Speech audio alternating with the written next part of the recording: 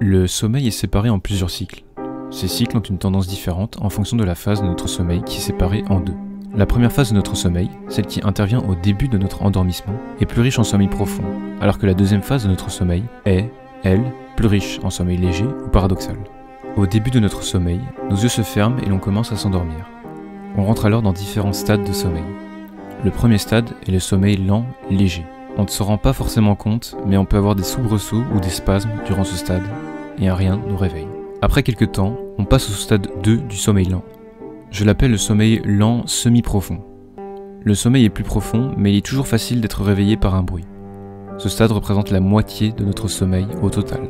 On rentre ensuite dans le sommeil lent profond. C'est le moment où l'on est complètement endormi.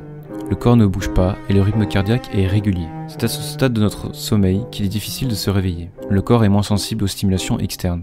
Cette phase est importante car c'est le moment où l'on récupère de notre fatigue physique et mentale, car le corps est entièrement au repos. Ce stade représente plus ou moins 20% du temps de notre sommeil. Il intervient principalement au début du sommeil.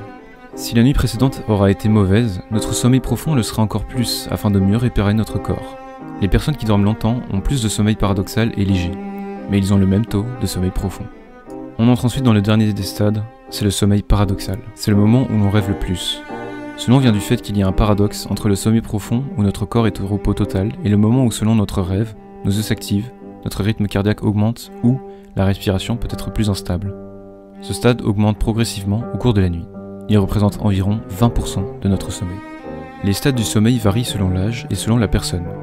Comme pour les autres domaines naturels de notre corps, nous ne sommes pas tous égaux face au sommeil. Nous passons près d'un tiers de notre vie à dormir et le sommeil renforce notre mémoire, notre apprentissage et notre immunité de sources sûres. Mais il y a encore des choses inconnues sur ce domaine. Le sommeil ne survient pas que quand on est fatigué. L'hygiène de vie, les consommations telles que l'alcool ou des drogues excitantes et l'ambiance de l'environnement peut influencer sur la capacité d'endormissement. Le rythme circadien, qui est intrinsèque à toute personne et qui varie de quelques minutes en fonction de chacun, se fait sur l'étendue de 24 heures et se calque sur le lever et le coucher du soleil. Plusieurs facteurs régulent et modifient ce rythme. Les cellules spécifiques dans la rétine sont impactées et entraînent aussi un impact sur le rythme circadien en fonction de la lumière.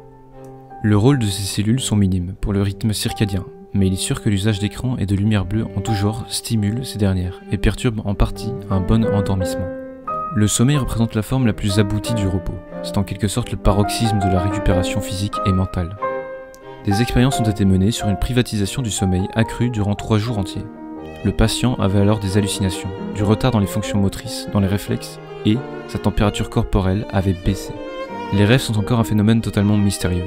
Sigmund Freud voyait dans le rêve l'expression inconsciente de désirs et de sentiments refoulés.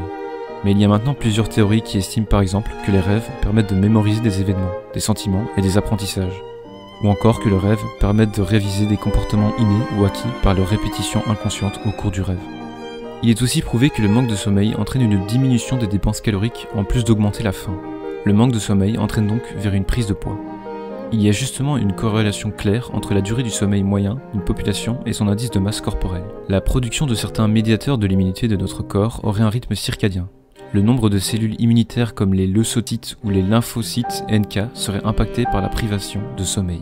Il est aussi possible de prendre conscience d'être dans un rêve et de contrôler l'environnement et les événements de notre rêve par cette conscience. Les phases de sommeil et notre lucidité au travers de nos rêves sont impactées par notre rythme de sommeil. Des données d'imagerie ont prouvé qu'un nouvel apprentissage est associé, au cours de la nuit suivante, à l'augmentation du nombre d'épines dendritiques, les excroissances qui connectent les neurones adjacents entre eux afin de faciliter l'information de l'un à l'autre. La diminution de la durée du sommeil perturbe le rythme circadien qui régule la synthèse de certaines hormones comme le cortisol ou l'hormone de croissance, impliquée dans le métabolisme du glucose. Ce phénomène faciliterait une intolérance au glucose et l'évolution progressive vers un diabète de type 2. L'implication du sommeil dans des éventuels problèmes cardiovasculaires reste, elle, à mieux décrire et comprendre.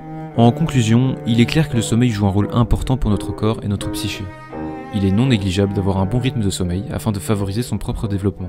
Néanmoins, comme je l'ai moi-même décrit dans ma précédente vidéo sur le sujet, il est possible de tricher avec son sommeil afin d'expérimenter plus facilement les rêves lucides. Mais la durée de l'expérimentation avec notre propre sommeil ne doit pas être trop longue, au risque de sérieusement dégrader notre propre métabolisme. Il existe des cas particuliers, où des personnes dorment au quotidien seulement 4 heures par jour, réparties en plusieurs siestes tout au long de la journée. Ces personnes développeraient une capacité du contrôle de leur endormissement bien plus accrue que la moyenne, mais les répercussions sur ce mode de vie n'ont pas encore été totalement élucidées. La vidéo s'achève ici. N'oubliez pas de me soutenir si vous avez aimé le contenu en laissant un j'aime, en vous abonnant et en partageant la vidéo. C'était Neotoustra. Au revoir et à bientôt.